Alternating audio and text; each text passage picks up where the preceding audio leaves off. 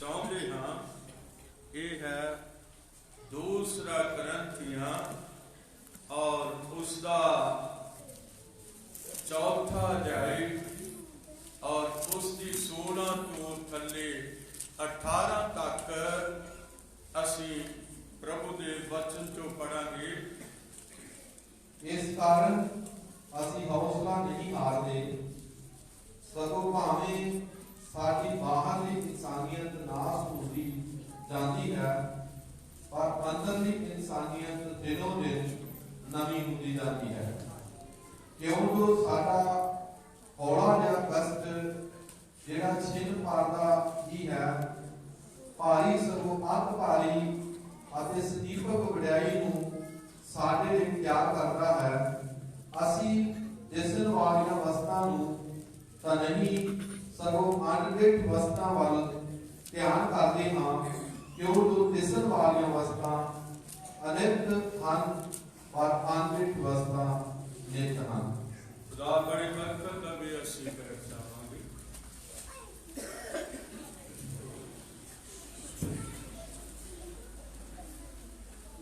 प्रभु बहुत बड़ी कृपा दे अजीजो। अज असी दूसरा करंथियां और उसका चौथा अध्याय और उसकी 16 तो थले 18 आयत तक खुदा दे सेवक नाल पढ़ चुके हैं। और लिखत कहती है कि इस कारण असी हौसला नहीं हारते, सगों भावें साडी बाहरली इंसानियत नाश होंदी जाती है, पर अंदरली इंसानियत दिनों दिन नवी होंदी जाती है। क्यों जो साडा हौला जिहा कष्ट जिहड़ा सिन भरदा है भारी सगों अत भारी अते सदीपक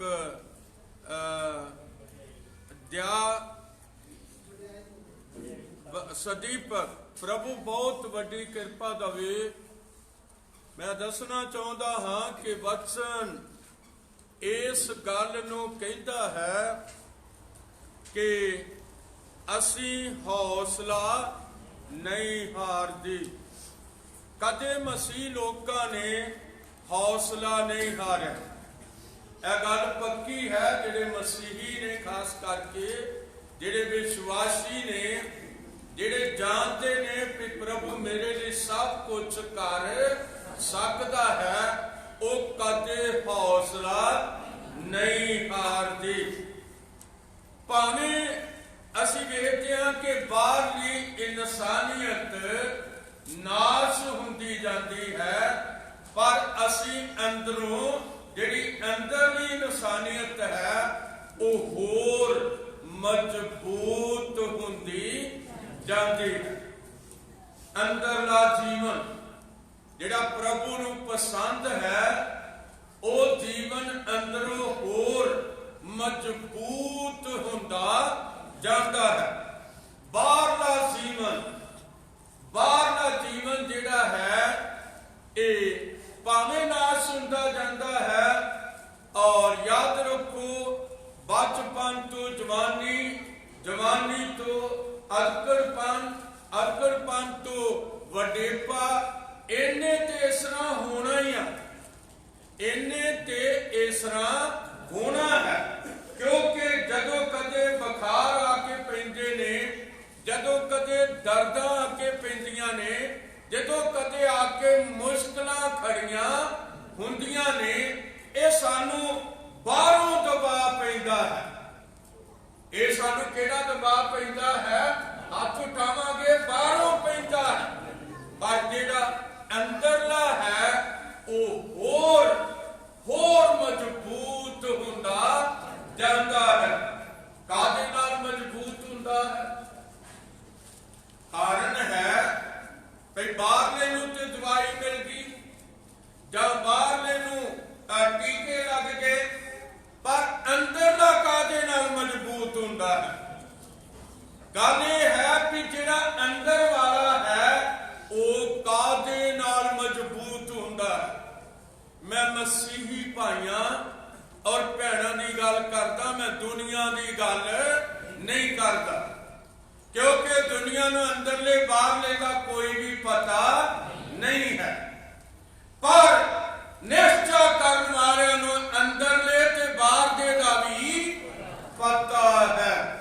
ਤੁਹਾਡਾ ਅੰਦਰਲਾ ਜੀਵਨ, ਜਿਹਨੂੰ ਨਵਾਂ ਜੀਵਨ ਕਿਹਾ ਜਾਂਦਾ ਹੈ, ਜਿਹਨੂੰ ਨਵੇਂ ਸਿਰੇ ਤੋਂ ਜਨਮ ਲੈਣਾ ਕਿਹਾ ਜਾਂਦਾ ਹੈ, ਔਰ ਇਹਦੇ ਲਈ ਤੁਹਾਨੂੰ ਕੀ ਕਰਨਾ ਪੈਂਦਾ ਹੈ? ਬਾਹਰੋਂ ਤੇ ਚਲੋ ਕਿਸੇ ਦੀਆਂ ਲੱਤਾਂ ਕੁੱਟ ਦਿੱਤੀਆਂ, ਕੋਈ ਬਜ਼ੁਰਗ ਹੈ ਜਾਂ ਮਤਲਬ ਉਹਨੂੰ ਕੁੱਟ ਨੱਪ ਦਿੱਤਾ ਔਰ ਉਹਨੇ ਵੀ ਕਿਹਾ ਵੀ ਅੱਜ ਬਹੁਤ ਦਰਦ ਹੈ, ਅੱਜ ਬਹੁਤ ਦਰਦ ਆ, ਸਿਰ ਦਰਦ ਕਰਦਾ। ਯਾਦ ਰੱਖੋ, ਪਰ ਅੰਦਰਲਾ, ਹਾਲੇਲੂਇਆ, ਅੰਦਰਲਾ ਕਾਹਦੇ ਨਾਲ ਮਜ਼ਬੂਤ ਹੋਣਾ ਹੈ?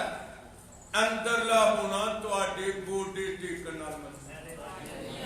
ਜੇ ਤੇ ਤੁਹਾਡੇ ਗੋਡੇ ਤੁਹਾਡੇ ਘਰਾਂ ਵਿੱਚ ਟੇਕਦੇ ਨੇ, ਜੇ ਤੇ ਤੁਹਾਡੇ ਘਰਾਂ ਵਿੱਚ ਪ੍ਰਾਰਥਨਾ ਹੁੰਦੀ ਹੈ, ਔਰ ਜੇ ਤੁਹਾਡੇ ਮਤਲਬ ਪ੍ਰਾਰਥਨਾ ਵਿੱਚ ਹੌਕੇ ਨਿਕਲਦੇ ਨੇ, ਜੇ ਤੁਹਾਡੇ ਅਥਰੂ ਵਗਦੇ ਨੇ, ਤੇ ਮੈਂ ਹੱਥ ਉਠਾ ਕੇ ਕਹਿਣਾ ਤੁਸੀਂ ਅੰਦਰੋਂ ਕੀ ਹੋ ਜਾਓਗੇ? ਤਾਲੀਆਂ ਵਜਾ ਕੇ ਆਖੋ ਤਕੜੇ ਹੋ ਜਾਓਗੇ। ਬਾਹਰਲੀ ਇਨਸਾਨੀਅਤ ਭਾਵੇਂ ਨਾਸ਼ ਹੁੰਦੀ ਜਾਵੇ, ਇਹਦੀ ਚਿੰਤਾ ਨਾ ਕਰੋ। ਬਾਹਰਲੀ ਜਿਹੜੀ ਇਨਸਾਨੀਅਤ ਹੈ, ਇਹਦੀ ਚਿੰਤਾ ਨਾ ਕਰੋ। ਚਿੰਤਾ ਕਿਹਦੀ ਕਰੋ? ਜਿਹੜਾ ਅੰਦਰਵਾਰ ਹੈ। ਹਾਲੇਲੂਇਆ। ਅੰਦਰਵਾਰ ਕੀ ਹੈ? ਅੰਦਰਵਾਰ ਆਤਮਾ।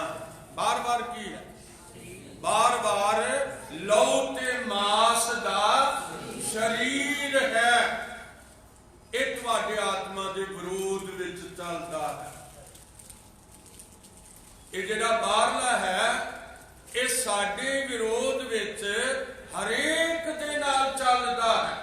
ਜੇ ਕੋਈ ਭਰਾ ਨਿਸ਼ਚਾਵਾਨ ਹੈ ਤੇ ਉਹ ਪ੍ਰਾਰਥਨਾ ਕਰੇਗਾ ਤੇ ਉਹਦਾ ਸਰੀਰ ਕਹੇਗਾ ਹੁਣ ਤੂੰ ਥੱਕਾ ਆਇਆ ਹੋਇਆ, ਹੁਣ ਤੂੰ ਫੇਰ ਗੋਡਿਆਂ ਪਰ ਬੈਠੇਗਾ, ਹੁਣ ਤੂੰ ਫੇਰ ਦੁਆ ਕਰੇਗਾ। ਅੰਦਰਲਾ ਕਹਿੰਦਾ ਕਰ ਦੁਆ, ਤੂੰ ਮਜ਼ਬੂਤ ਹੋਵੇਗਾ। ਹਾਲੇਲੂਇਆ। ਪ੍ਰਭੂ ਤੇਰੇ ਨਾਲ ਕੀ ਕਰੇਗਾ? ਗੱਲਬਾਤ ਕਰੇਗਾ। ਇਸ ਕਰਕੇ ਅਸੀਂ ਵੇਖਦੇ ਹਾਂ ਕਿ ਇਹ ਲਿਖਤ ਇੰਨੀ ਮਜ਼ਬੂਤ ਕਰਦੀ ਹੈ। ਲਿਖਤ ਕਹਿੰਦੀ ਹੈ ਇਸ ਕਾਰਨ ਅਸੀਂ ਹੌਸਲਾ ਨਹੀਂ ਹਾਰਦੇ, ਭਾਵੇਂ ਬਾਹਰੋਂ ਕਿੰਨਾ ਦੁੱਖ, ਕਿੰਨਾ ਕਸ਼ਟ ਮਿਲ ਰਿਹਾ ਹੈ, ਕਿੰਨੀ ਪਰੇਸ਼ਾਨੀ ਮਿਲ ਰਹੀ ਹੈ, ਪਰ ਅਸੀਂ ਅੰਦਰੋਂ ਮਜ਼ਬੂਤ ਹੋ ਰਹੇ ਹਾਂ। ਅੰਦਰੋਂ ਕੌਣ ਮਜ਼ਬੂਤ ਹੁੰਦੇ ਨੇ? ਜਿਹੜੇ ਪ੍ਰਭੂ ਦੇ ਨਾਲ ਚੱਲਦੇ ਨੇ, ਔਰ ਉਹੀ ਗਾਉਂਦੇ ਨੇ ਯਿਸੂ ਮੇਰੇ ਨਾਲ ਨਾਲ ਰਹਿੰਦਾ ਹੈ, ਡਰੀ ਨਾ ਮੈਨੂੰ ਸੱਚ ਕਹਿੰਦਾ ਹੈ। ਕਈ ਵਿਸ਼ਵਾਸੀ ਬੜੇ ਡਰਾਰ ਨੇ, ਬਹੁਤ ਡਰਦੇ, ਬੁਖਾਰ ਚੜ ਗਿਆ ਬਹੁਤ ਡਰਦੇ, ਸਿਰ ਪੀੜ ਹੁੰਦਾ ਵੀ ਬਹੁਤ ਡਰਦੇ ਨੇ। ਯਾਦ ਰੱਖੋ, ਬਹੁਤ ਡਰਦੇ ਨੇ। ਕਾਹਦੇ ਤੋਂ ਡਰਦੇ ਨੇ? ਇਹ ਬਾਹਰਲਾ ਨਾਸ਼ ਹੋ ਰਿਹਾ ਵਾ, ਇਹਦੇ ਤੋਂ ਡਰਦੇ ਨੇ। ਯਾਦ ਰੱਖੋ, ਜਦੋਂ ਪ੍ਰਾਰਥਨਾ ਕਰੋਗੇ ਖੁਦਾ ਜ਼ਰੂਰ ਤੁਹਾਡੀ ਮਦਦ ਕਰੇਗਾ। ਹਾਲੇਲੂਇਆ। तो साडा प्रभु अनदेखत है।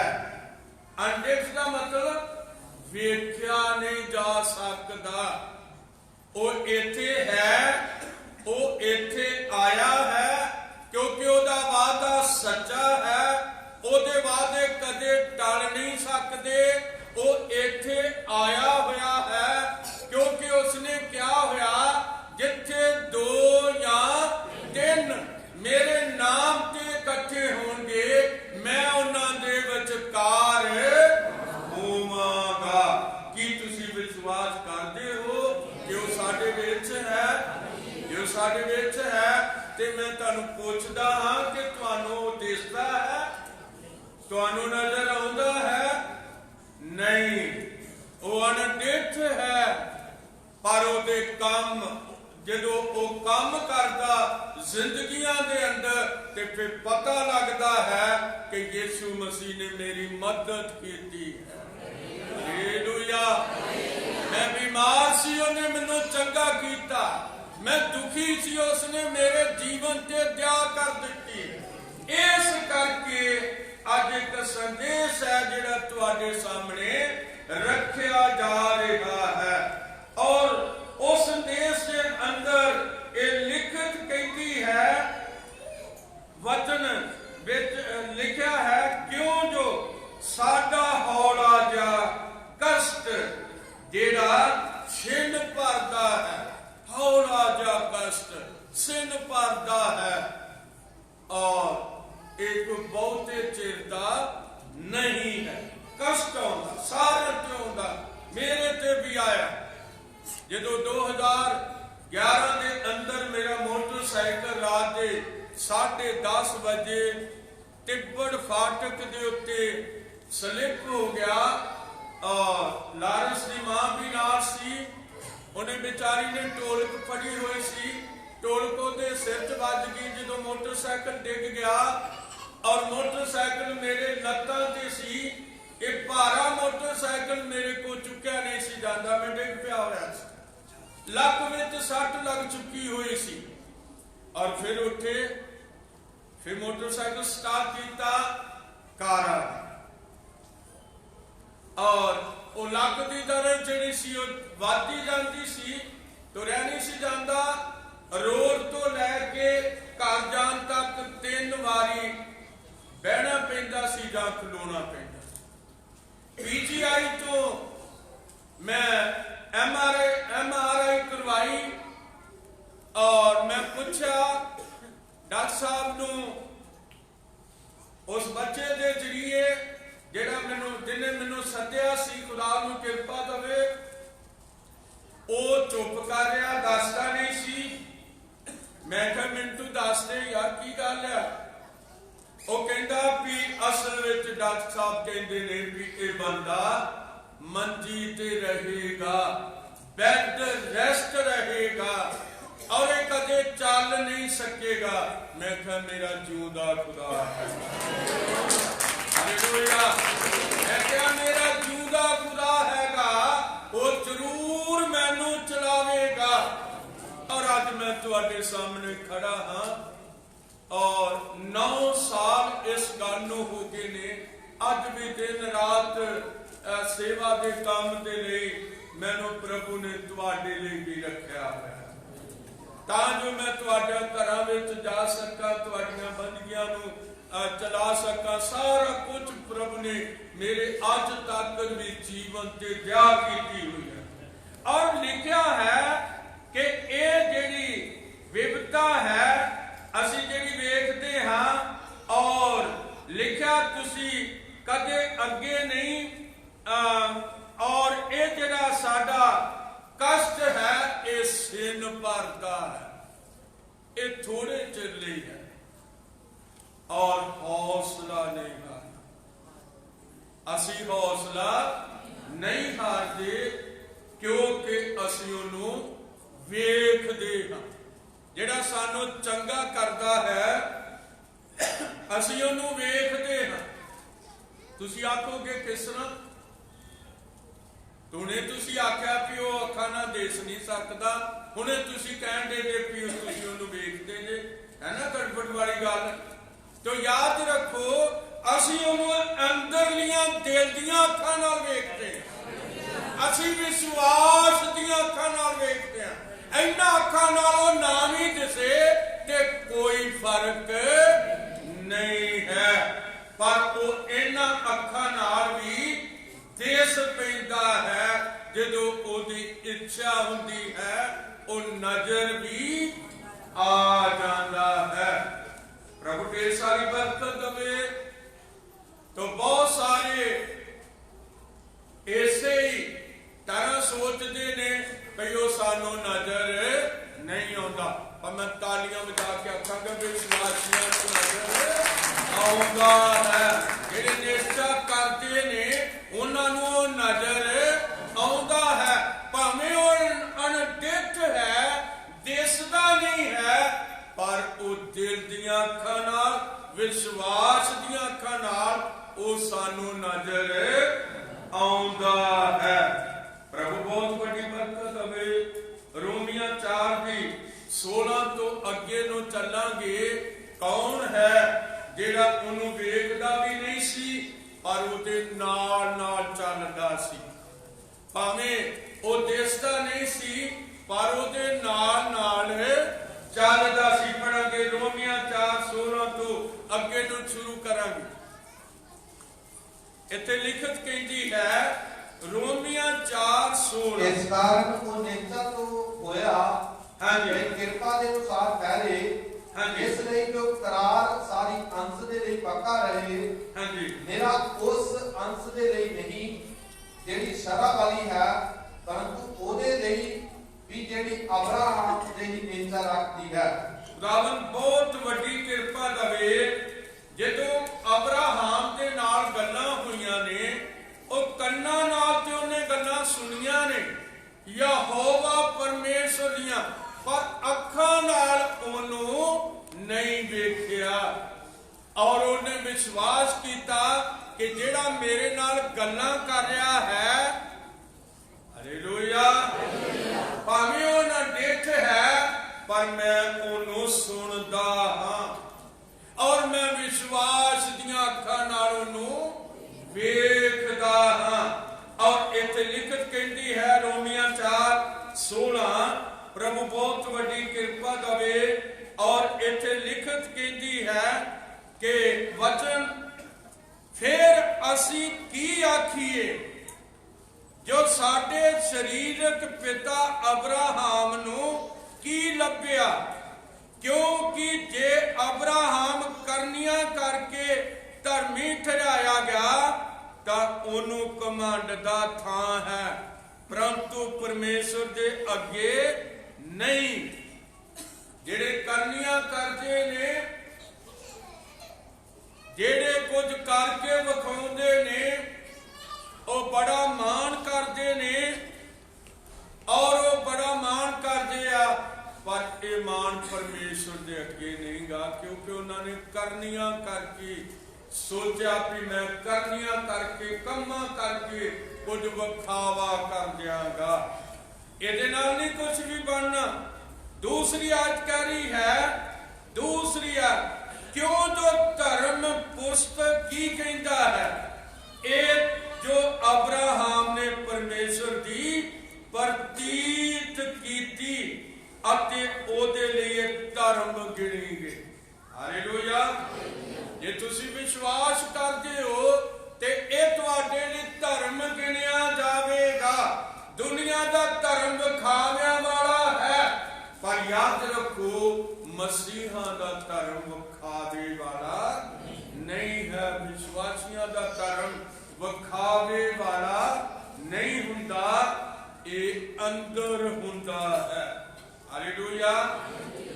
ਇਹ ਜਿਹੜੇ ਨਿਸ਼ਚਾਵਾਨ ਬਣਦੇ ਨੇ ਉਹ ਪ੍ਰਭੂ ਤੇ ਵਿਸ਼ਵਾਸ ਕਰਕੇ ਬਣਦੇ ਨੇ, ਵੇਖ ਕੇ ਕੁਝ ਨਹੀਂ ਬਣਦਾ, ਪਰ ਯਾਦ ਰੱਖੋ ਵਿਸ਼ਵਾਸ ਕਰਕੇ ਬਣਦਾ ਹੈ। ਔਰ ਲਿਖਿਆ ਹੈ ਵਿਸ਼ਵਾਸ ਕਰਨ ਵਾਲਿਆਂ ਲਈ ਸਭ ਕੁਝ ਹੋ ਸਕਦਾ ਹੈ। ਅਤੇ ਭਾਈ ਬੱਬੂ ਜੀ ਬੈਠੇ ਨੇ ਸਿੱਧਵਾਂ 2 ਮਿੰਟ ਖੜੇ ਹੋਣਗੇ ਔਰ ਮੈਂ ਦੱਸਣਾ ਚਾਹੁੰਦਾ ਹਾਂ ਕਿ ਉਹਨਾਂ ਦੀ ਇੱਕ ਭਾਂਜੀ ਜਿਸ ਨੂੰ ਇਹ ਵੇਖ ਕੇ ਮਸੀਹੀ ਹੋਏ, ਉਸ ਬੇਟੀ ਨੂੰ, ਇਹਨਾਂ ਦੀ ਵੱਡੀ ਸਿਸਟਰ ਦੀ ਬੇਟੀ ਨੂੰ ਕਿਸੇ ਪਾਸ ਨੇ ਕਹਿ ਦਿੱਤਾ ਭਈ ਇਹਦੀ ਸੇਵਾ ਕਰ ਲੋ, ਇਹ ਹੁਣ ਬਚਣੀ ਨਹੀਂ, ਇਹ ਹੁਣ ਬਚਣੀ ਨਹੀਂ। ਉਹ ਪਾਸਟਰ ਅਜੇ ਵੀ ਜਿਉਂਦਾ ਹੈ ਔਰ ਉਹ ਵਿਚਾਰੀ 14 ਸਾਲ ਮਾਫ ਕਰਨਾ 14 ਦਿਨ ਮੰਜੀ ਤੇ ਪਈ ਰਹੀ। ਔਰ ਭਾਈ ਸ਼ਬਾਬ ਪਿਛਲੇ ਪਾਸੇ ਉਹਨਾਂ ਦਾ ਘਰ ਹੈ,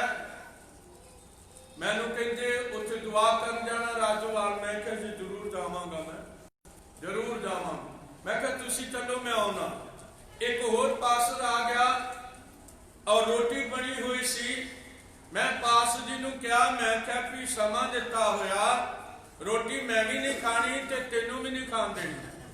ਉੱਥੇ ਸਮੇਂ ਨਾਲ ਪਹੁੰਚਣਾ ਹੈ ਔਰ ਸਮੇਂ ਨਾਲ ਅਸੀਂ ਪਹੁੰਚਣ ਦੀ ਖਾਤਰ ਉਹਨੂੰ ਮੈਂ ਕੇਲੇ ਰਾਹ ਵਿੱਚੋਂ ਲੈ ਦਿੱਤੇ। ਮੈਂ ਕਿਹਾ ਪਿੱਛੇ ਬੈਠ ਕੇ ਖਾ ਲਓ ਮੋਟਰਸਾਈਕਲ ਤੇ। ਉੱਥੇ ਅਸੀਂ ਸਮੇਂ ਨਾਲ ਪਹੁੰਚਾਂਗੇ ਔਰ ਜਦੋਂ ਸਮੇਂ ਨਾਲ ਪਹੁੰਚੇ, ਖੁਦਾ ਬਹੁਤ ਮੁਬਾਰਕ ਹੈ ਜਿਹੜਾ ਸਮੇਂ ਦੀ ਕਦਰ ਕਰਦਾ ਹੈ। ਸਾਨੂੰ ਵੀ ਸਮਿਆਂ ਦੀ ਕਦਰ ਕਰਨੀ ਚਾਹੀਦੀ ਹੈ। ਜਦੋਂ ਤੁਹਾਨੂੰ ਪਤਾ ਹੈ ਕਿ ਇਹ ਚਰਚ 10 ਵਜੇ ਸ਼ੁਰੂ ਹੋ ਜਾਂਦਾ ਤੇ ਤੁਹਾਨੂੰ 9:15, 9:30, ਪੌਣੇ 9, 10 ਵਜੇ ਤੁਹਾਨੂੰ ਪਹੁੰਚ ਜਾਣਾ ਚਾਹੀਦਾ ਹੈ।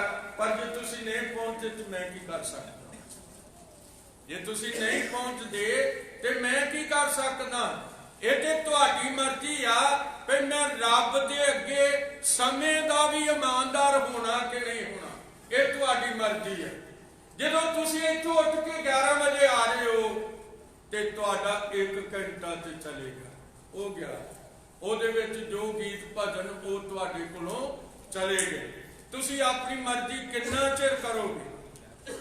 ਕਿੰਨਾ ਚਿਰ ਆਪਣੀ ਮਰਜ਼ੀ ਕਰੋਗੇ? ਆਪਣੀ ਮਰਜ਼ੀ ਨਾਲ ਚੱਲੋਗੇ। ਜਦੋਂ ਤੁਹਾਨੂੰ ਪਤਾ ਵੀ ਇਸ ਚਰਚ ਦਾ ਸਮਾਂ 10 ਵਜੇ ਆ ਤੇ ਕਿਰਪਾ ਕਰਕੇ 10 ਵਜੇ ਆਓ। ਇੱਕ ਗੱਲ ਮੈਂ ਹੋਰ ਕਰਨੀ ਚਾਹੁੰਦਾ, ਫਿਰ ਅਸੀਂ ਸੰਦੇਸ਼ ਵੱਲ ਚੱਲਾਂਗੇ। ਔਰ ਉਹ ਗੱਲ ਇਹ ਹੈ ਕਿ ਅਸੀਂ ਬੱਚਿਆਂ ਨੂੰ ਘਰ ਛੱਡ ਕੇ ਆ ਜਾਂਦੇ ਹੈ ਨਾ। ਬੱਚਿਆਂ ਨੂੰ ਘਰ ਛੱਡ ਕੇ ਆ ਜਾਂਦੇ ਆ।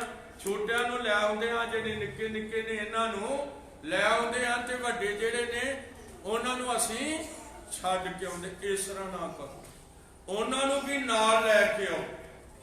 ਉਹਨਾਂ ਨੂੰ ਵੀ ਨਾਲ ਲੈ ਕੇ ਆਓ। ਤੁਸੀਂ ਵੀ ਸੁਣੋ, ਤੁਹਾਡੇ ਬੱਚੇ ਵੀ ਪ੍ਰਭੂ ਦਾ ਵਚਨ ਸੁਣ। ਹਾਲੇਲੂਇਆ। ਮਾਂ ਪਿਓ ਵਚਨ ਸੁਣਦਾ ਹੈ ਤੇ ਉਹ ਪਤਾ ਨਹੀਂ ਉਹ ਖੇਡੇ ਲੱਗੇ ਹੋਏ ਨੇ ਜਾਂ ਮਤਲਬ ਬੱਚੇ ਨੇ, ਉਹ ਦੌੜ ਭੱਜ ਕਰਦੇ ਹੋਣਗੇ, ਪਰ ਕਿੰਨੀ ਚੰਗੀ ਗੱਲ ਹੈ ਕਿ ਉਹ ਵੀ ਨਾਲ ਆ ਜਾਣ। ਹਾਲੇਲੂਇਆ। ਇਸ ਕਰਕੇ ਆਪਣੇ ਬੱਚਿਆਂ ਨੂੰ ਵੀ ਨਾਲ ਲੈ ਕੇ ਆਓ। ਪ੍ਰਭੂ ਤੁਹਾਨੂੰ ਬਹੁਤ ਵੱਡੀ ਕਿਰਪਾ ਦੇਵੇ ਔਰ ਸਮੇਂ ਦੇ ਨਾਲ ਆਓ। ਪ੍ਰਭੂ ਤੁਹਾਨੂੰ ਬਹੁਤ ਵੱਡੀ ਬਰਕਤ ਦੇਵੇ। ਮੈਂ ਤੁਹਾਡੇ ਨਾਲ ਰੋਮੀਆਂ 4 ਦੀ ਕੁਝ ਆਇਤ ਪੜ੍ਹ ਰਿਹਾ ਸੀ ਔਰ ਇਹ ਰੋਮੀਆਂ 4 ਦੀ 16 ਸੀ ਜਿਹੜੀ ਮੈਂ ਤੁਹਾਡੇ ਸਾਹਮਣੇ ਰੱਖੀ ਸੀ। ਔਰ ਲਿਖਤ ਕਹਿੰਦੀ ਹੈ ਰੋਮੀਆਂ 4:16, ਇਸ ਕਾਰਨ ਉਹ ਨਿਸ਼ਚਾ ਤੋਂ ਹੋਇਆ ਭਾਈ ਕਿਰਪਾ ਦੇ ਅਨੁਸਾਰ ਠਹਿਰੇ, ਇਸ ਲਈ ਜੋ ਕਰਾਰ ਸਾਰੀ ਅੰਸ਼ ਦੇ ਲਈ ਪੱਕਾ ਰਹੇ, ਉਸ ਅੰਸ਼ ਦੇ ਲਈ ਨਹੀਂ ਜਿਹੜੀ ਸ਼ਰ੍ਹਾ ਵਾਲੀ ਹੈ, ਪਰੰਤੂ ਉਹਦੇ ਲਈ ਕਿ ਜਿਹੜਾ ਅਬਰਾਹਮ ਜਿਹੀ ਨਿਸ਼ਚਾ ਕਰਦਾ ਹੈ। ਹਾਲੇਲੂਇਆ। ਜੇ ਅਬਰਾਹਮ ਨੇ ਨਿਸ਼ਚਾ ਕੀਤੀ, ਆਪਣੇ ਘਰ ਵਿੱਚੋਂ ਨਿਕਲ ਤੁਰਿਆ, ਤੇ ਤੁਸੀਂ ਵੀ ਜਦੋਂ ਨਿਸ਼ਚਾ ਕੀਤੀ, ਤੁਸੀਂ ਵੀ ਤੌਬਾ ਕਰ ਲਈ ਤੇ ਆਪਣੇ ਪਾਪਾਂ ਨੂੰ ਕੀ ਕਰ ਦਿੱਤਾ? ਛੱਡ ਦਿੱਤਾ।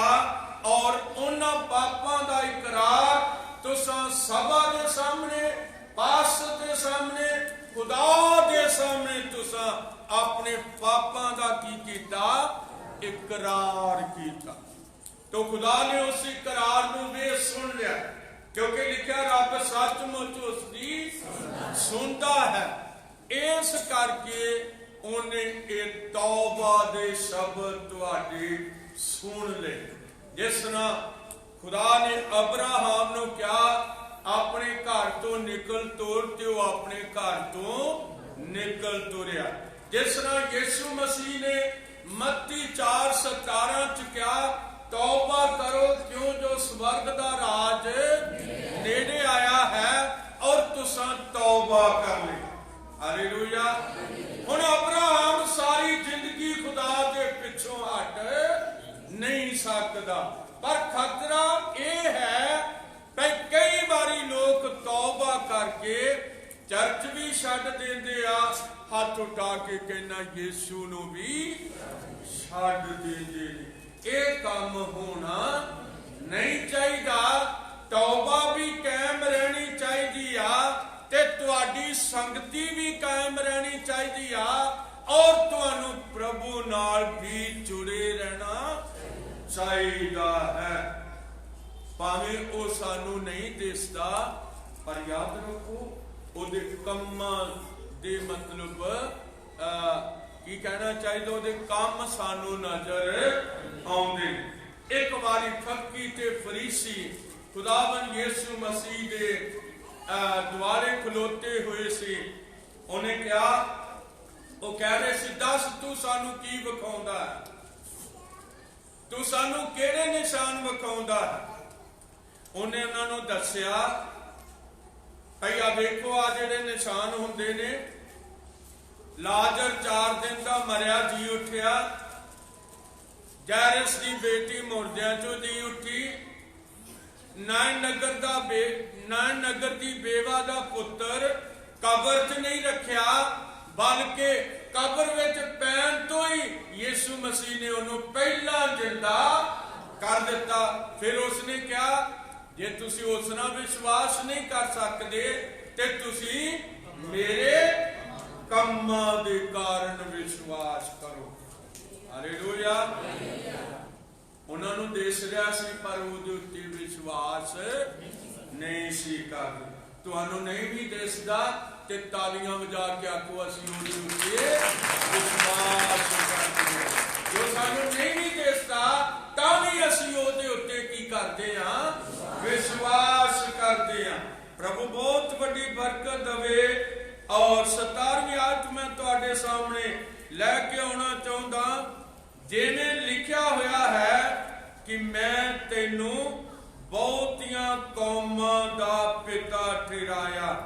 ਅਰਥਾਤ ਉਸ ਪਰਮੇਸ਼ਰ ਦੀ ਹਜ਼ੂਰੀ ਵਿੱਚ ਜਿਹਦੀ ਉਸਨੇ ਪ੍ਰਤੀਤ ਕੀਤੀ ਸੀ, ਜਿਹੜਾ ਮੁਰਦਿਆਂ ਨੂੰ ਜਿਵਾਲਦਾ ਅਤੇ ਉਹਨਾਂ ਅਨਹੋਣੀਆਂ ਵਸਤਾਂ ਨੂੰ ਇਉਂ ਸੱਦਦਾ ਹੈ, ਭਾਈ ਜਾਣੋ ਉਹ ਸਾਡੇ ਸਨਮੁਖ ਹੈ।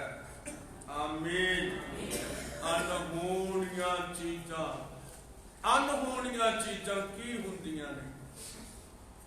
ਆਓ ਅਸੀਂ ਜਰਾ ਯਹੋਨਾ 11:20 ਨੂੰ ਪੜਾਂਗੇ। ਅਨਹੋਣੀਆਂ ਚੀਜ਼ਾਂ ਕੀ ਨੇ? ਅਸੀਂ ਲਾਰਸ ਨਾਲ ਪੜਾਂਗੇ। ਪਿੱਛੇ ਉਹਨਾਂ ਕੋਲ ਸ਼ਾਇਦ ਮੈਪ ਹੋਵੇਗਾ ਔਰ ਅਸੀਂ ਯਹੋਨਾ 11:20 ਨੂੰ ਪੜ ਦਵਾਂਗੇ। ਪਰੰਤੂ ਮਾਰਥਾ ਨੇ ਸੁਣਿਆ ਕਿ ਯਿਸੂ ਆਉਂਦਾ ਹੈ ਤਾਂ ਉਸ ਨੂੰ ਮਿਲਣ ਗਈ। ਉਸ ਦੇ ਮਿਲਣ ਨੂੰ ਗਈ ਪੜਾਂਗੇ। ਪਰ ਮਰੀਮ ਘਰ ਵਿੱਚ ਬੈਠੀ ਰਹੀ ਪੜਾਂਗੇ। ਤਦ ਮਾਰਥਾ ਨੇ ਯਿਸੂ ਨੂੰ ਆਖਿਆ, ਪ੍ਰਭੂ ਜੀ ਜੇ ਤੂੰ ਇੱਥੇ ਹੁੰਦਾ ਤਾਂ ਮੇਰਾ ਭਰਾ ਨਾ ਮਰਦਾ। ਅਤੇ ਮੈਂ ਹੁਣ ਵੀ ਜਾਣਦੀ ਹਾਂ ਕਿ ਜੋ ਕੁਝ ਤੂੰ ਪਰਮੇਸ਼ਰ ਤੋਂ ਮੰਗੇ ਸੋ ਪਰਮੇਸ਼ਰ ਤੈਨੂੰ ਦੇਊ। ਆਮੀਨ। 2 ਗੱਲਾਂ ਕੀਤੀਆਂ ਮਾਰਥਾ ਨੇ। ਹੱਥ ਉਠਾਵਾਂਗੇ, ਕਿੰਨੀਆਂ ਗੱਲਾਂ ਕੀਤੀਆਂ? 2 ਗੱਲਾਂ ਕੀਤੀਆਂ। ਇਹਨਾਂ ਦੋਵਾਂ ਗੱਲਾਂ ਨੂੰ ਸਮਝੋ। ਪਹਿਲਾਂ ਉਹਨੇ ਗੱਲ ਕੀਤੀ ਆ ਕਿ ਪ੍ਰਭੂ ਜੀ ਜੇ ਤੂੰ ਇੱਥੇ ਹੁੰਦਾ ਤੇ ਸਾਡਾ ਭਰਾ ਲਾਜ਼ਰ ਨਾ ਮਰਦਾ। ਜੇ ਤੂੰ ਸਾਡੇ ਘਰ ਹੁੰਦਾ ਤੇ ਸਾਡਾ ਭਰਾ ਲਾਜ਼ਰ ਨਾ ਮਰਦਾ। ਦੂਸਰੀ ਗੱਲ ਕਿਹੜੀ ਕੀਤੀ ਹੈ? ਹੁਣ ਵੀ ਮੈਂ ਨਿਸ਼ਚਾ ਕਰਦੀ ਹਾਂ ਕਿ ਜੇ ਤੂੰ ਮੰਗੇ ਤੇ ਪਰਮੇਸ਼ਰ ਤੈਨੂੰ ਦੇਵੇਗਾ। ਹਾਲੇਲੂਇਆ। ਫਿਰ ਕਿੱਧਰ ਇਸ਼ਾਰਾ ਹੈ? ਦੋਵਾਂ ਗੱਲਾਂ ਦਾ ਇਸ਼ਾਰਾ ਕਿੱਧਰ ਹੈ? ਹੱਥ ਉਠਾ ਕੇ ਆਖੋ, ਮਰੇ ਹੋਏ ਲਾਜ਼ਰ ਵੱਲ ਹੈ। ਦੋਵਾਂ ਗੱਲਾਂ ਦਾ ਇਸ਼ਾਰਾ। ਤੋ ਆਓ ਅਸੀਂ ਪੜਾਂਗੇ ਪ੍ਰਭੂ ਦੇ ਵਚਨ ਦੇ ਅੰਦਰੋਂ ਯਹੋਨਾ 11:30 ਆਇਤ ਪੜਾਂਗੇ। 30 ਆਇਤ। ਯਿਸੂ ਅਜੇ ਪਿੰਡ ਵਿੱਚ ਨਹੀਂ ਸੀ ਸੀ ਆਇਆ, ਪਰ ਉੱਥੇ ਉਸੇ ਥਾਂ ਸੀ ਜਿੱਥੇ ਮਾਰਥਾ ਉਸ ਨੂੰ ਮਿਲੀ। ਉਹ ਉਸੇ ਥਾਂ ਸੀ। 10 ਆਇਤਾਂ ਲੰਘ ਗਈਆਂ, ਉਹ ਉੱਥੇ ਹੀ ਆ ਜਿੱਥੇ ਮਾਰਥਾ ਬੈਠੀ ਸੀ, ਆਈ ਸੀ ਯੀਸ਼ੂ ਨੂੰ ਮਿਲਣ ਵਾਸਤੇ। ਪੜਾਂਗੇ ਫਿਰ ਉਹ ਯਹੂਦੀ ਜਿਹੜੇ ਉਹਦੇ ਨਾਲ ਘਰ ਵਿੱਚ ਸਨ, ਉਹ ਜਿਹੜੇ ਯਹੂਦੀ ਉਹਦੇ ਨਾਲ ਉਹਦੇ ਘਰ ਵਿੱਚ ਅਤੇ ਉਹਦਾ ਮਨ ਧਰਾਉਂਦੇ ਸਨ, ਉਹਦਾ ਮਨ ਧਰਾਉਂਦੇ ਸਨ। ਮਰੀਅਮ ਨੂੰ ਵੇਖਿਆ ਜੋ ਉਹ ਛੇਤੀ ਨਾਲ ਉੱਠ ਕੇ ਬਾਹਰ ਨੂੰ ਚਲੀ ਗਈ ਆ। ਹਾਂਜੀ, ਹੁਣ ਥੋੜਾ ਜਿਹਾ ਯਹੂਦੀ ਵਿਚਾਰੇ ਮਨ ਧਰਾਉਂਦੇ ਸੀ। ਕੋਈ ਨਹੀਂ ਭੈਣ ਮਾਰਥਾ, ਕੋਈ ਨਹੀਂ, ਸਾਰਿਆਂ ਦੇ ਨਾਲ ਇਸ ਤਰ੍ਹਾਂ ਹੁੰਦਾ ਵਾ, ਔਰ ਅਸਾਂ ਵੀ ਸਾਰਿਆਂ ਨੇ ਇੱਕ ਦਿਨ ਇੱਥੋਂ ਚਲੇ ਹੀ ਜਾਣਾ ਹੈ। ਕੋਈ ਨਹੀਂ, ਤੂੰ ਹੌਸਲਾ ਕਰ, ਅਸੀਂ ਕੋਈ ਨਹੀਂ ਤੇਰੇ ਘਰ ਆਇਆ ਕਰਾਂਗੇ, ਤੇਰੀ ਖੈਰ ਸੁੱਖ ਪੁੱਛਿਆ ਕਰਾਂਗੇ। ਇਹ ਦਿਲਾਸਾ ਕੌਣ ਦੇ ਰਹੇ ਸੀ? ਯਹੂਦੀ ਦੇ ਰਹੇ ਸੀ। ਠੀਕ ਹੈ ਨਾ? ਜਿਸ ਤਰ੍ਹਾਂ ਅੱਜ ਲੋਕ ਕਿਸੇ ਮੌਤ ਵਾਲੇ ਘਰ ਵਿੱਚ ਜਾਣ ਤੇ ਉਹ ਇਸ ਤਰ੍ਹਾਂ ਦਾ ਦਿਲਾਸਾ ਦਿੰਦੇ ਨੇ। ਅਸੀਂ ਮਨੁੱਖ ਹਾਂ, ਅਸੀਂ ਇਸ ਤਰ੍ਹਾਂ ਦਾ ਦਿਲਾਸਾ ਦੇ ਸਕਦੇ ਹਾਂ, ਪਰ ਜਿਹੜਾ ਦਿਲਾਸਾ ਯਿਸੂ ਦਿੰਦਾ, ਹਾਲੇਲੂਇਆ, ਜਿਹੜਾ ਦਿਲਾਸਾ ਯਿਸੂ ਮਸੀਹ ਦੇਣ ਆਇਆ ਹੈ, ਉਹ ਦਿਲਾਸਾ ਕੋਈ ਮਨੁੱਖ ਦੇ ਨਹੀਂ ਸਕਦਾ। ਔਰ ਅਸੀਂ ਦੇਖਦੇ ਹਾਂ ਕਿ ਯਿਸੂ ਮਾਰਥਾ ਵੀ ਆ ਗਈ, ਔਰ ਦੋਨਾਂ ਨੂੰ ਯਿਸੂ ਮਸੀਹ ਨੇ ਕਿਹਾ, ਚਲੋ ਮੈਨੂੰ ਦੱਸੋ ਤੁਸੀਂ ਉਸ ਨੂੰ ਕਿੱਥੇ ਰੱਖਿਆ ਹੈ। ਚਲੋ ਮੈਨੂੰ ਦੱਸੋ ਤੁਸੀਂ ਉਸ ਨੂੰ ਕਿੱਥੇ ਰੱਖਿਆ ਹੈ। ਔਰ ਉਹ ਕਬਰ ਦੇ ਉੱਤੇ ਉਸ ਨੂੰ ਲੈ ਕੇ ਗਈਆਂ।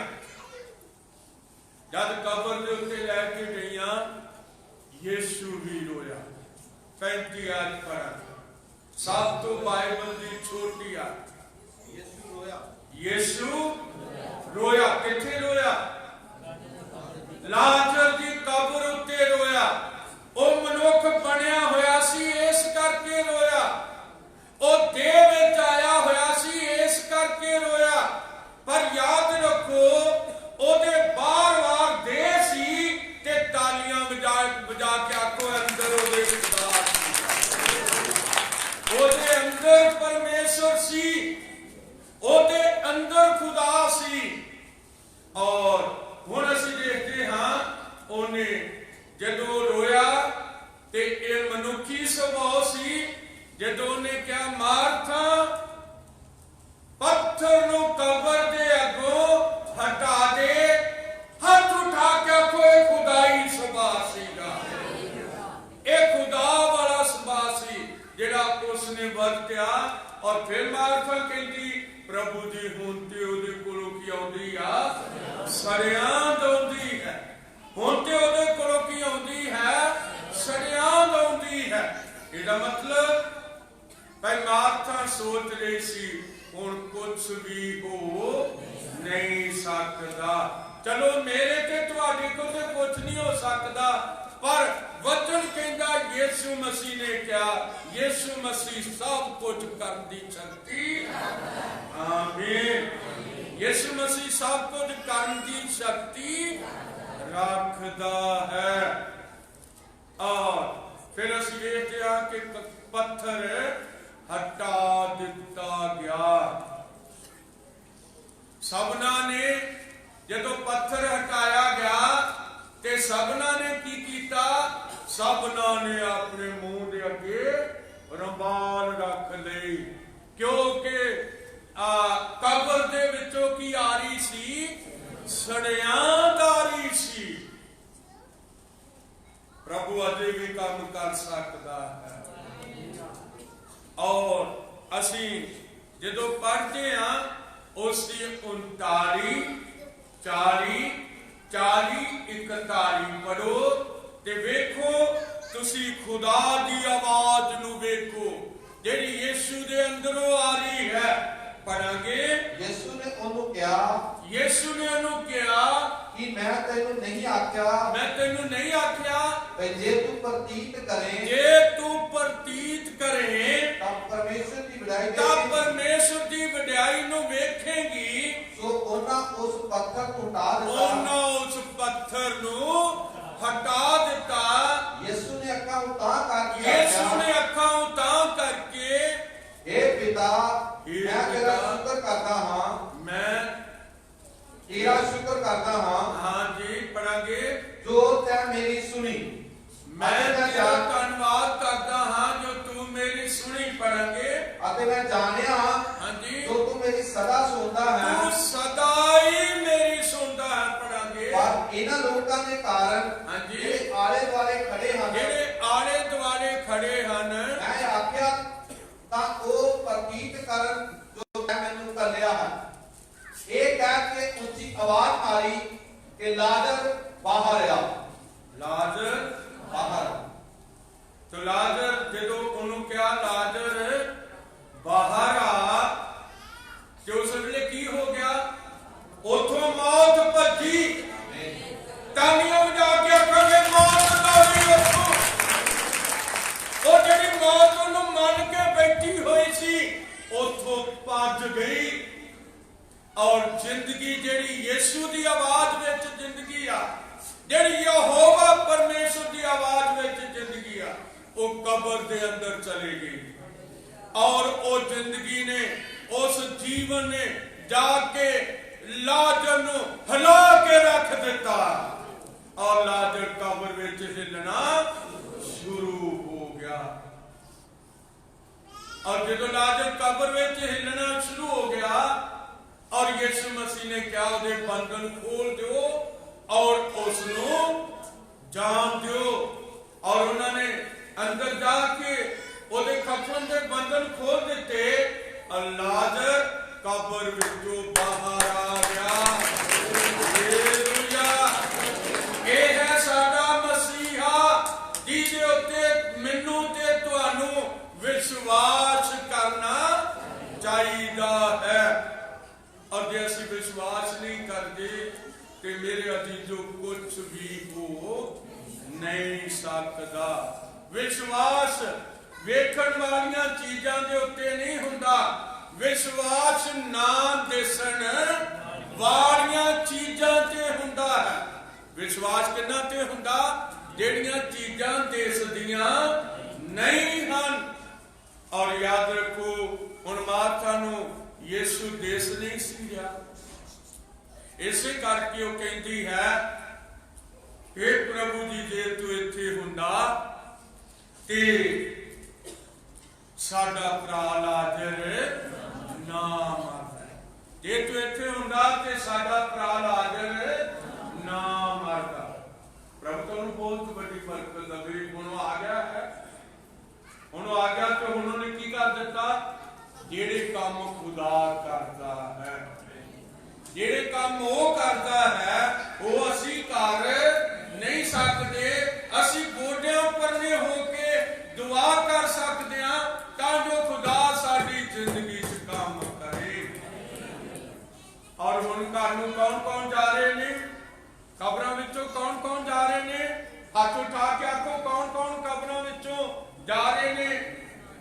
ਮਰੀਅਮ ਜਾ ਰਹੀ ਆ, ਮਾਰਥਾ ਜਾ ਰਹੀ ਆ, ਤਾਲੀਆਂ ਵਜਾ ਕੇ ਆਖੋ ਲਾਜ਼ਰ ਵੀ ਤੁਰਿਆ ਜਾ ਰਿਹਾ ਹੈ, ਯਿਸੂ ਵੀ ਉਧਰ ਨੂੰ ਜਾ ਰਿਹਾ ਹੈ, ਸਾਰੇ ਉੱਥੇ ਜਾ ਰਹੇ ਨੇ। ਇਸ ਕਰਕੇ ਪ੍ਰਭੂ ਤੁਹਾਨੂੰ ਬਹੁਤ ਵੱਡੀ ਬਰਕਤ ਦੇਵੇ। ਤੁਸੀਂ ਮੁਰਦਾ ਖੁਦਾ ਦੇ ਪੁਜਾਰੀ ਨਹੀਂ ਜੇ, ਤੁਸੀਂ ਕਿਹਦੇ ਪੁਜਾਰੀ ਜੇ? ਜਿਹੜਾ ਜਿੰਦਾ ਹੋ ਗਿਆ, ਜਿਹੜਾ ਮੁਰਦਿਆਂ ਵਿੱਚੋਂ ਕੀ ਹੋ ਗਿਆ? ਜਿੰਦਾ ਹੋ ਗਿਆ। ਅਸੀਂ ਉਹਦੇ ਪੁਜਾਰੀ ਹਾਂ। ਪ੍ਰਭੂ ਤੁਹਾਨੂੰ ਬਹੁਤ ਵੱਡੀ ਬਰਕਤ ਦੇਵੇ ਕਿ ਉਹ ਫੇਰ ਆਉਣ ਵਾਲਾ ਨਹੀਂ ਹੈ, ਕਿ ਉਹ ਆਉਣ ਵਾਲਾ ਨਹੀਂ ਹੈ। ਹੱਥ ਉਠਾਓ ਤੇ ਆਉਣ ਵਾਲਾ ਹੈ। ਕਿੰਨੇ ਵਿਸ਼ਵਾਸ ਕਰਦੇ ਨੇ ਕਿ ਉਹ ਆਏਗਾ? ਉਹ ਜ਼ਰੂਰ ਆਏਗਾ, ਪਰ ਉਹਦੇ ਆਉਣ ਤੋਂ ਪਹਿਲਾਂ ਮੈਨੂੰ ਤੇ ਤੁਹਾਨੂੰ ਵਿਸ਼ਵਾਸ ਵਿੱਚ ਮਜ਼ਬੂਤ ਹੋਣਾ ਚਾਹੀਦਾ ਹੈ ਔਰ ਪ੍ਰਾਰਥਨਾ ਕਰਦੇ ਰਹਿਣਾ ਚਾਹੀਦਾ ਹੈ। ਖੁਦਾਵੰਦ ਬਹੁਤ ਵੱਡੀ ਕਿਰਪਾ ਦੇਵੇ। ਅਸੀਂ ਵੇਖਦੇ ਹਾਂ ਕਿ ਅਬਰਾਹਾਮ ਨੇ ਉਸ ਨੂੰ ਕਿਸ ਤਰ੍ਹਾਂ ਵੇਖ ਲਿਆ, ਔਰ ਅਬਰਾਹਾਮ ਨੂੰ ਦਿਸਿਆ ਨਹੀਂ ਹੈ ਪਰ ਮਰੀਅਮ ਤੇ ਮਾਰਥਾ ਨੂੰ ਉਹ ਦੇਸ ਰਿਹਾ ਸੀ। ਕਿਉਂ? ਇਸ ਕਰਕੇ ਵੀ ਉਹ ਦੇਹ ਵਿੱਚ ਆਇਆ ਹੋਇਆ ਸੀ। ਕਿੱਥੋਂ ਉਤਰ ਕੇ ਦੇਹ ਵਿੱਚ ਆਇਆ ਸੀ? ਜਰਾ ਕਿ ਯਹੋਨਾ 3:13 ਨੂੰ ਪੜ੍ਹ ਦਿਓ। ਯਹੋਨਾ 3:13 ਨੂੰ ਪੜ੍ਹ ਦਿਓ। ਖੁਦਾ ਤੁਹਾਨੂੰ ਬਹੁਤ ਵੱਡੀ ਕਿਰਪਾ ਦੇਵੇ। ਸਵਰਗ ਨੂੰ ਕੋਈ ਨਹੀਂ ਚੜਿਆ, ਆ ਲਿਖਿਆ ਹੈ ਸਵਰਗ ਨੂੰ ਕੋਈ ਨਹੀਂ ਚੜਿਆ, ਪਰ ਉਹ ਜਿਹੜਾ ਸਵਰਗ ਤੋਂ ਉਤਰਿਆ ਅਰਥਾਤ ਮਨੁੱਖ ਦਾ ਪੁੱਤਰ ਯਿਸੂ ਮਸੀਹ ਮਨੁੱਖ ਬਣਿਆ। ਉੱਪਰੋਂ ਉਤਰ ਕੇ ਉਹ ਮਨੁੱਖ ਬਣਿਆ। ਪ੍ਰਭੂ ਕਿਰਪਾ ਦੇਵੇ। ਉਹ ਕੀ ਬਣਿਆ? ਮਨੁੱਖ ਬਣਿਆ। ਮੱਤੀ 1:18 ਨੂੰ ਜ਼ਰੂਰ ਪੜੋ। ਉਹ ਕਿਸ ਤਰ੍ਹਾਂ ਮਨੁੱਖ ਬਣਿਆ ਔਰ ਬਾਈਬਲ ਸਾਨੂੰ ਦੱਸਦੀ ਹੈ ਵੀ ਉਹ ਕਿਸ ਤਰ੍ਹਾਂ ਮਨੁੱਖ ਬਣਿਆ। ਇਸ ਕਰਕੇ ਤੁਹਾਡੇ ਕੋਲ ਹਰੇਕ ਕੋਲ ਬਾਈਬਲ ਹੋਣੀ ਚਾਹੀਦੀ ਆ, ਤਾਂ ਜੋ ਤੁਹਾਡੀ ਬਾਈਬਲ ਤੁਹਾਨੂੰ ਉੱਤਰ ਦੇ ਸਕੇ। ਤੁਸੀਂ ਸਿਰਫ ਮੇਰੇ ਉੱਤੇ ਵਿਸ਼ਵਾਸ ਨਾ ਕਰੋ, ਮੈਂ ਵੀ ਪੁੱਟ ਤੇ ਬਾਈਬਲ ਰੱਖੀ ਆ ਤੇ ਤੁਹਾਡੇ ਕੋਲ ਵੀ ਹੋਣੀ ਬੜੀ ਜ਼ਰੂਰੀ ਹੈ। ਪੜਾਂਗੇ ਮੱਤੀ 1:18। ਮਸੀਹ ਦਾ ਜਨਮ ਇਉਂ ਹੋਇਆ, ਯਿਸੂ ਮਸੀਹ ਦਾ ਜਨਮ ਇਉਂ ਹੋਇਆ ਕਿ ਜਾਂ ਉਹਦੀ ਮਾਤਾ ਮਰੀਅਮ ਦੀ, ਜਾਂ ਉਸ ਦੀ ਮਾਤਾ ਮਰੀਅਮ ਦੀ ਯੂਸਫ ਨਾਲ ਕਰਮਾਈ ਹੋਈ ਸੀ। ਹਾਂਜੀ, ਯੂਸਫ ਦੇ ਨਾਲ ਪੜਮਾਈ ਹੋਈ ਸੀ। ਤਾਂ ਉਹਨਾਂ ਦੇ ਇਕੱਠੇ ਹੋਣ ਤੋਂ ਤਾਂ ਪਹਿਲਾਂ ਉਹਨਾਂ ਦੇ ਇਕੱਠੇ ਹੋਣ ਤੋਂ ਪਹਿਲਾਂ ਉਹ ਪਵਿੱਤਰ ਆਤਮਾ ਤੋਂ ਉਹ ਪਾਈ ਗਈ। ਪਵਿੱਤਰ ਆਤਮਾ ਤੋਂ ਗਰਭਵਤੀ ਪਾਈ ਗਈ। ਰੱਬ ਤੁਹਾਨੂੰ ਬਹੁਤ ਵੱਡੀ ਬਰਕਤ ਦੇਵੇ। ਅਸੀਂ ਦੇਖਦੇ ਹਾਂ ਕਿ ਜਦੋਂ ਅਸੀਂ 1:20 ਦੇ ਵਿੱਚ ਆਉਂਦੇ ਹਾਂ 18 ਔਰ 19 ਆਇਤ ਪੜ੍ਹ ਦਿੱਤੀ ਤੁਸੀਂ? ਪੜੋ 19 ਆਇਤ ਪੜੋ। ਤਦ ਉਹਦੇ ਪਤੀ ਯੂਸਫ ਨੇ, ਜਿਹੜਾ ਧਰਮੀ ਪੁਰਖ ਸੀ, ਜਿਹੜਾ ਧਰਮੀ ਪੁਰਖ ਸੀ, ਅਤੇ ਇਹ ਨਹੀਂ ਸੀ ਚਾਹੁੰਦਾ ਕਿ ਉਹਨੂੰ ਕਲੰਕਨ ਪ੍ਰਗਟ ਕਰੇ। ਹਾਂਜੀ, ਇਹ ਦਲੀਲ ਕੀਤੀ ਹਾਂਜੀ, ਜੋ ਉਹਨੂੰ ਚੁੱਪ ਕੀਤਿਆਂ ਤਿਆਗ ਦੇਵੇ। ਤੋ ਅਸੀਂ ਵੇਖਦੇ ਹਾਂ ਜਦੋਂ ਇਹ ਦਲੀਲਾਂ ਵਿੱਚ ਯੂਸਫ ਪਿਆ ਹੋਇਆ ਸੀ ਔਰ 20 ਆਇਤ ਵਿੱਚ ਲਿਖਿਆ ਜਬਰਾਈਲ, ਪਰ ਜਾਂ ਉਹ ਇਹਨਾਂ ਗੱਲਾਂ ਦੀ ਚਿੰਤਾ ਵਿੱਚ ਪਿਆ ਹੋਇਆ ਸੀ, ਤਾਂ ਵੇਖੋ ਪ੍ਰਭੂ ਦੇ ਇੱਕ ਦੂਤ ਨੇ, ਇਹ ਦੂਤ ਜਬਰਾਈਲ ਹੈ, ਇਹ ਖੁਦਾ ਦੀ ਹਜ਼ੂਰੀ ਵਿੱਚੋਂ ਆਇਆ ਹੈ ਔਰ ਇੱਕ ਦੂਤ ਨੇ ਕੀ ਕਿਹਾ ਹੈ? ਸੁਪਨੇ ਵਿੱਚ ਉਹਨੂੰ ਦਰਸ਼ਨ ਦੇ ਕੇ ਕਿਹਾ, ਹਾਂਜੀ, ਇਹ ਯੂਸਫ ਦਾਊਦ ਦੇ ਪੁੱਤਰ, ਯੂਸਫ ਦਾਊਦ ਦੇ ਪੁੱਤਰ, ਤੂੰ ਆਪਣੀ ਪਤਨੀ ਮਰੀਅਮ ਨੂੰ ਆਪਣੇ ਘਰ ਲਿਆਉਣ ਤੋਂ ਨਾ ਡਰ। ਤੂੰ ਆਪਣੀ ਪਤਨੀ ਮਰੀਅਮ ਨੂੰ ਆਪਣੇ ਘਰ ਲਿਆਉਣ ਤੋਂ ਨਾ ਡਰ, ਕਿਉਂ ਜੋ ਜਿਹੜਾ ਉਹਦੀ ਕੁੱਖ ਵਿੱਚ ਆਇਆ ਹੈ, ਉਹਦੀ ਕੁੱਖ ਵਿੱਚ ਆਇਆ ਹੈ, ਉਹ ਪਵਿੱਤਰ ਆਤਮਾ ਤੋਂ ਹੈ। ਤਾਲੀਆਂ ਵਜਾਵਾਂਗੇ, ਉਹ ਪਵਿੱਤਰ ਆਤਮਾ ਤੋਂ ਹੈ। ਅਤੇ ਉਹ ਪੁੱਤਰ ਜਨੇਗੀ, ਉਹ ਪੁੱਤਰ ਨੂੰ ਜਨਮ ਦੇਵੇਗੀ ਅਤੇ ਤੂੰ ਉਹਦਾ ਨਾਮ ਯਿਸੂ ਰੱਖੀ। ਉਹਦਾ ਨਾਮ ਕੀ ਰੱਖਣਾ ਹੈ?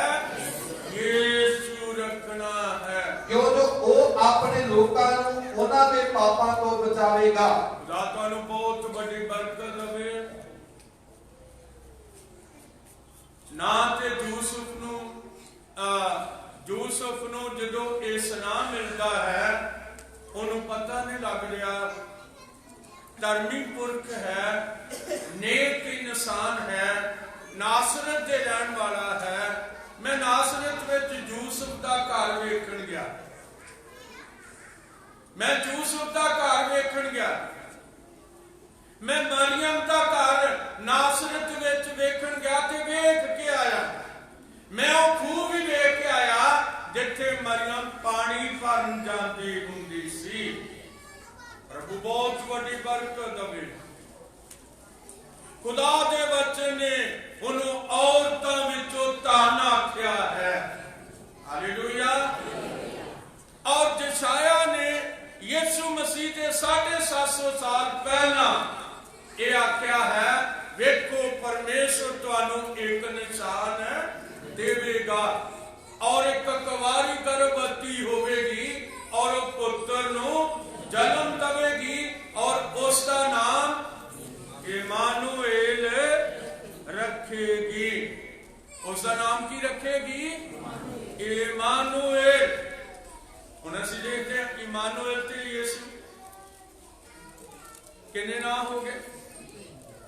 ਹੱਥ ਉਠਾਓ, ਕਿੰਨੇ ਨਾਮ ਹੋ ਗਏ? ਇਮਾਨੁਅਲ ਤੇ ਯਿਸੂ। ਪਰ ਯਾਦ ਰੱਖੋ, ਇਮਾਨੁਅਲ ਦਾ ਮਤਲਬ ਜਿਹੜਾ ਹੈ, ਜੇ ਤੁਸੀਂ ਪੜ੍ਹਨਾ ਚਾਹੁੰਦੇ, ਸੁਣਨਾ ਚਾਹੁੰਦੇ ਹੋ, ਤੇ ਆਓ ਮੱਤੀ ਪਹਿਲੇ ਬਾਬ ਦੀ 23 ਆਇਤ ਨੂੰ ਪੜੋ। ਦੇਖੋ, ਕੁਆਰੀ ਗਰਭਵਤੀ ਹੋਵੇਗੀ ਅਤੇ ਪੁੱਤਰ ਜਨੇਗੀ, ਹਾਂਜੀ, ਅਤੇ ਉਹ ਉਸ ਦਾ ਨਾਮ ਇਮਾਨੁਅਲ ਰੱਖਣਗੇ। ਮੱਤੀ ਨੇ ਫਿਰ ਜੋ मत्ती जो यीशु मसीह का शागिर्द है और वो कफरनहूम दे रहने वाला है, उसने फिर पहला यशाया ने कलम चुक के लिख दिता, फिर मत्ती ने कलम चुक के लिखा कि देखो एक कुंवारी गर्भवती होवेगी और वो उसका नाम इमानुएल रखेगी। पढ़ेंगे जिदा अर्थ ये है, जिदा अर्थ ये है परमेश्वर साडे परमेश्वर साडे संग। प्रभु तुहानू ढेर सारी बरकत देवे। मैं तुहानू ज्यादा इस पासे नहीं लैके जांदा, क्योंकि असी देखते हैं हाथ उठावांगे जो साडे लिए कीता है प्रभु ने, ओ मुबारक है। हालेलुया। ना दिसन वालियां चीजां सानू नजर आ गईयां, ना दिसन वालियां चीजां सानू विश्वास नाल नजर आ गईयां, और हुण असीं वेखदे हां कि तुसीं किस तरह उठाए जाना, किस तरह उठाए जाना, किस तरह प्रभु आएगा और सानू अपने नाल लैके जाएगा। ਇਹਦੇ ਉੱਤੇ ਵੀ ਸਾਨੂੰ ਕੀ ਕਰਨਾ ਚਾਹੀਦਾ? ਵਿਸ਼ਵਾਸ ਕਰਨਾ ਚਾਹੀਦਾ ਹੈ। ਔਰ ਜੇ ਅਸੀਂ ਇਹਨਾਂ ਗੱਲਾਂ ਦੇ ਵਿਸ਼ਵਾਸੀ ਹਾਂ ਤਾਂ ਅਸੀਂ ਅਣਡਿੱਠ ਵਸਤਾਂ ਦੇ ਵਿਸ਼ਵਾਸੀ ਹਾਂ, ਜਿਹੜੀਆਂ ਨਾ ਦਿਸਣ ਵਾਲੀਆਂ ਨੇ, ਪਰ ਉਹਨਾਂ ਨੂੰ ਅਸਾਂ ਵਿਸ਼ਵਾਸ ਦੀਆਂ ਅੱਖਾਂ ਨਾਲ, ਦਿਲ ਦੀਆਂ ਅੱਖਾਂ ਨਾਲ ਵੇਖ ਲਿਆ ਹੋਇਆ ਹੈ। ਪ੍ਰਭੂ ਦੇ ਸਾਰੀ ਬਰਕਤ ਦੇਵੇ। ਮੇਰੇ ਅਜ਼ੀਜ਼ੋ, ਅਸੀਂ ਥੋੜਾ ਜਿਹਾ ਅੱਗੇ ਵਧਾਂਗੇ, ਸਾਡੇ ਕੋਲ ਥੋੜਾ ਜਿਹਾ ਸਮਾਂ ਹੈ, ਅਸੀਂ ਥੋੜਾ ਜਿਹਾ ਹੋਰ ਅੱਗੇ ਵਧਾਂਗੇ ਔਰ ਪ੍ਰਭੂ ਦੇ ਵਚਨ ਦੇ ਵਿੱਚੋਂ ਅਸੀਂ ਪੜ੍ਹਨਾ ਸ਼ੁਰੂ ਕਰਾਂਗੇ। ਔਰ ਲਿਖਤ ਨੂੰ ਅਸੀਂ ਪੜਾਂਗੇ। ਖੁਦਾ ਤੁਹਾਨੂੰ ਬਹੁਤ ਵੱਡੀ ਬਰਕਤ ਦੇਵੇ। ਔਰ ਲਿਖਿਆ ਹੈ, ਜਦ ਕੋਈ ਆਦਮੀ ਅਣਡਿੱਠ ਪਰਮੇਸ਼ਰ ਦੇ ਉਸ दर्शन एक बार फड़ लेता है ਅਤੇ जान लेता है कि वो हर वेले मौजूद है। ਜਿਹੜਾ आदमी दर्शन वेख लेता है, नबी की वेख लेंदे, दर्शन वेखदे ने। नबी ਟੈਲੀਵਿਜ਼ਨ ਵੇਖਦੇ ਨੇ। ਹੁਣ ਤੁਸੀਂ ਘਬਰਾ ਜਾਓਗੇ ਕਿ ਟੈਲੀਵਿਜ਼ਨ ਉਦੋਂ ਹੈਗਾ ਸੀ, ਹਾਂ ਖੁਦਾ ਦੇ ਕੋਲ ਹੈਗਾ ਸੀ, ਉਹ ਵਿਖਾ ਦਿੰਦਾ ਸੀ, ਉਹ ਵਿਖਾ ਦਿੰਦਾ ਸੀ। ਔਰ ਨਬੀ ਜਦੋਂ ਵੇਖਦੇ ਨੇ ਤੇ ਉਹ ਨਿਸ਼ਚਾ ਕਰਦੇ ਨੇ ਪਰਮੇਸ਼ਰ ਸੱਚ ਤੇ ਆਮੀਨ ਹੈ। ਇਸ ਕਰਕੇ ਉਹ ਆਪਣੀ ਕਲਮ ਚੁੱਕ ਕੇ ਲਿਖ ਦਿੰਦੇ ਨੇ ਔਰ ਉਹੀ ਲਿਖਤਾਂ ਅੱਜ ਸਾਡੇ ਕੋਲ ਨੇ। ਤੇ ਸਾਨੂੰ ਵੀ ਕੀ ਕਰਨਾ ਚਾਹੀਦਾ? ਇਹਨਾਂ ਲਿਖਤਾਂ ਦੇ ਉੱਤੇ ਵਿਸ਼ਵਾਸ ਕਰਨਾ ਚਾਹੀਦਾ ਹੈ। ਪ੍ਰਭੂ ਤੁਹਾਨੂੰ ਬਹੁਤ ਵੱਡੀ ਬਰਕਤ ਦੇਵੇ, ਬਹੁਤ ਵੱਡੀ ਬਰਕਤ ਦੇਵੇ। ਅੱਜ ਸੰਦੇਸ਼ ਦੇ ਲੜ ਲੱਗਣ ਵਾਲੇ ਭਾਈ ਭੈਣੋ, ਸੰਦੇਸ਼ ਦੇ ਪਿੱਛੇ, ਇਹਨਾਂ ਲਿਖਤਾਂ ਦਾ ਪਿੱਛਾ ਕਰਨ ਵਾਲੇ ਭਾਈ ਭੈਣੋ, ਪ੍ਰਭੂ ਤੁਹਾਨੂੰ ਬਹੁਤ ਵੱਡੀ ਕਿਰਪਾ ਦੇਵੇ।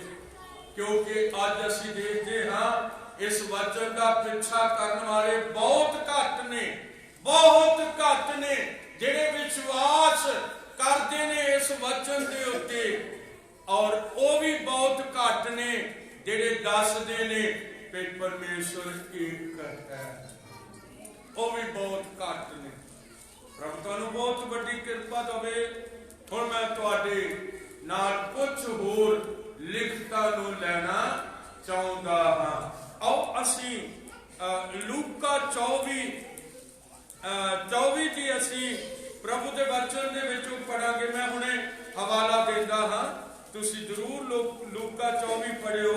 ਮੈਂ ਵੀ ਪੜਿਆ ਹੈ, ਮੈਨੂੰ ਵਿਸ਼ਵਾਸ ਹੈ ਤੁਹਾਨੂੰ ਵੀ ਵਿਸ਼ਵਾਸ ਹੋਵੇ ਕਿ ਲੂਕਾ 24 ਜਿਹੜਾ ਹੈ ਉਹ ਕਿਸ ਤਰ੍ਹਾਂ ਹੈ। ਪ੍ਰਭੂ ਬਹੁਤ ਵੱਡੀ ਕਿਰਪਾ ਦੇਵੇ।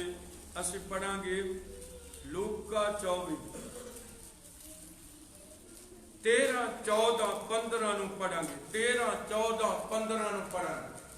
ਤਾਂ ਵੇਖੋ ਉਸੇ ਦਿਨ ਉਹਨਾਂ ਵਿੱਚੋਂ 2 ਜਣੇ ਇਮਾਉਸ ਨਾਮ ਦੇ ਜਦੋਂ ਮੁਰਦਿਆਂ ਦੇ ਵਿੱਚੋਂ ਜੀ ਉੱਠਿਆ ਤੇ ਲਿਖਤ ਕਹਿੰਦੀ ਆ ਉਸੇ ਦਿਨ ਚੇਲਿਆਂ ਵਿੱਚੋਂ 2 ਜਾਣੇ ਇਮਾਉਸ ਪਿੰਡ ਨੂੰ ਜਾ ਰਹੇ ਸਨ। ਪੜਾਂਗੇ ਜਿਹੜਾ ਯਰੂਸ਼ਲਮ ਤੋਂ 5 ਤੋਂ ਉਹ ਜਿਹੜਾ ਯਰੂਸ਼ਲਮ ਤੋਂ 7 ਕੋਹ ਦੀ ਬਾਤ ਦੇ ਉੱਤੇ ਹੈ। ਪੜਾਂਗੇ ਸੋ ਉਹਨਾਂ ਸਭਨਾ ਗੱਲਾਂ ਦੇ ਵਿਖੇ ਹਾਂਜੀ ਜੋ ਬੀਤੀਆਂ ਸਨ, ਜਿਹੜੀਆਂ ਯਰੂਸ਼ਲਮ ਵਿੱਚ ਬੀਤੀਆਂ ਸਨ, ਆਪੋ ਵਿੱਚ ਗੱਲਬਾਤ ਕਰਦੇ ਸਨ। ਆਪੋ ਵਿੱਚ ਗੱਲਾਂ ਕਰਦੇ ਜਾਂਦੇ ਸਨ। ਅਤੇ ਜਿਹੜੀਆਂ ਹੋਇਆ ਗੱਲਾਂ ਸੀ ਹਾਂਜੀ ਤਾਂ ਇਉਂ ਹੋਇਆ ਕਿ ਜਾਂ ਉਹ ਗੱਲਬਾਤ ਚਰਚਾ ਕਰਦੇ ਸਨ ਤਾਂ ਯਿਸੂ ਆਪ ਨੇੜੇ ਆਣ ਕੇ ਉਹਨਾਂ ਦੇ ਨਾਲ ਤੁਰਿਆ ਗਿਆ। ਆਮੀਨ, ਹਾਲੇਲੂਇਆ।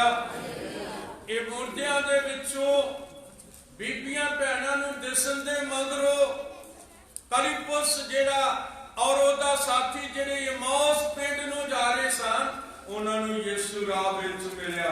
ਕਹਿੰਦਾ ਕਿਹਦੇ ਬਾਰੇ ਗੱਲਾਂ ਕਰਦੇ ਹੋ?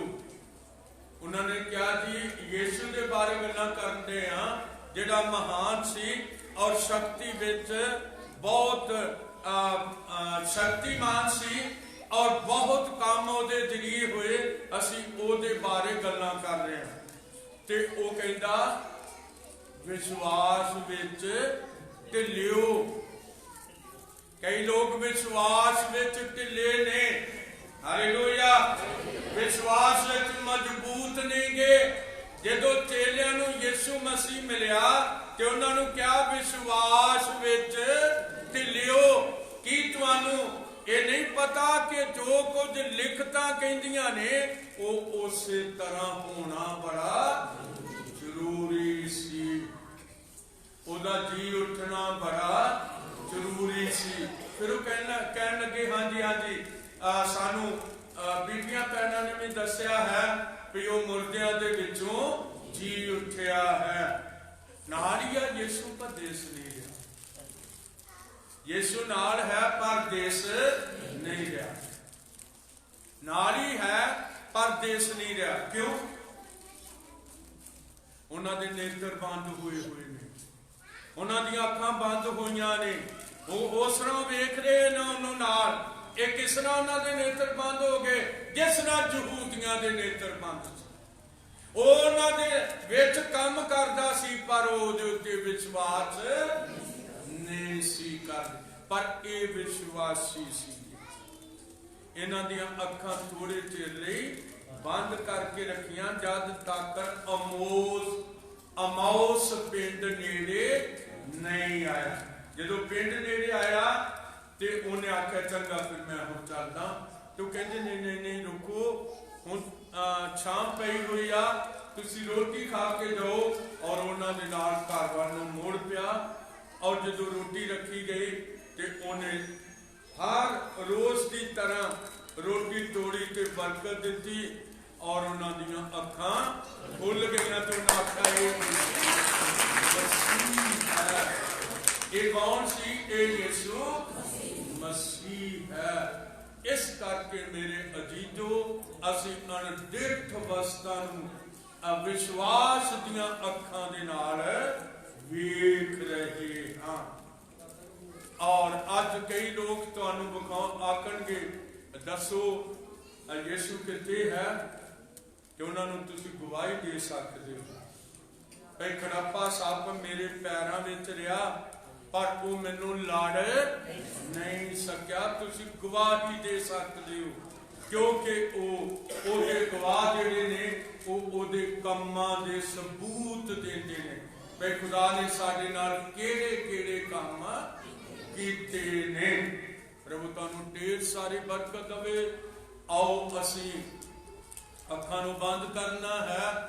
ਵਿਸ਼ਵਾਸ ਵਿੱਚ ਤਗੜੇ ਹੋਣ ਲਈ ਥੋੜਾ ਚਿਰ ਦੁਆ ਕਰਨੀ ਹੈ ਤੇ ਕਿਸੇ ਨੇ ਉੱਠ ਕੇ ਇਥੋਂ ਨਹੀਂ ਜਾਣਾ।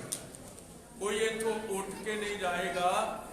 ਬਸ ਸਿਰਫ ਅਸੀਂ ਦੁਆ ਦੇ ਲਈ ਸਿਰਾਂ ਨੂੰ ਝੁਕਾਵਾਂਗੇ ਤੇ ਅੱਖਾਂ ਨੂੰ ਬੰਦ ਕਰਾਂਗੇ ਔਰ ਪ੍ਰਭੂ ਨੂੰ ਕਹਾਂਗੇ, ਪ੍ਰਭੂ ਮੇਰੀ ਜ਼ਿੰਦਗੀ ਵਿੱਚ ਕੰਮ ਕਰ, ਮੇਰੇ ਜੀਵਨ ਵਿੱਚ ਕੰਮ ਕਰ, ਮੇਰੀ ਜ਼ਿੰਦਗੀ ਵਿੱਚ ਕੰਮ ਕਰ। ਪ੍ਰਭੂ ਤੁਹਾਨੂੰ ਬਹੁਤ ਵੱਡੀ ਬਰਕਤ ਦੇਵੇ। ਅਸੀਂ ਸਾਰੇ ਪ੍ਰਾਰਥਨਾ ਵਿੱਚ ਜਾਵਾਂ, ਸਾਰੇ ਪ੍ਰਾਰਥਨਾ ਕਰਾਂ। Hallelujah, hallelujah, hallelujah, hallelujah, hallelujah, hallelujah. ਹੱਥ ਉਠਾ ਕੇ ਆਪਣੇ ਆਪਣੇ ਹੱਥ ਉਠਾ ਕੇ ਦੁਆ ਕਰੋ। ਮੇਰੀ ਜ਼ਿੰਦਗੀ ਵਿੱਚ ਕੰਮ ਕਰ ਪ੍ਰਭੂ। ਮੈਂ ਕਦੇ ਤੇਰੇ ਤੋਂ ਵੱਖਰਾ ਨਾ ਹੋ ਸਕਾਂ ਪ੍ਰਭੂ। ਤੂੰ ਮੇਰੇ ਜੀਵਨ ਤੇ ਜਾ ਕਰਦੇ ਪ੍ਰਭੂ ਜੀ। ਕਿਰਪਾ ਕਰਦੇ ਮੇਰੇ ਪਿਆਰੇ ਗੁਲਾਮ ਯਿਸੂ ਮਸੀਹ ਦਾ। ਤੇਰਾ ਧੰਨਵਾਦ, ਤੇਰਾ ਸ਼ੁਕਰ।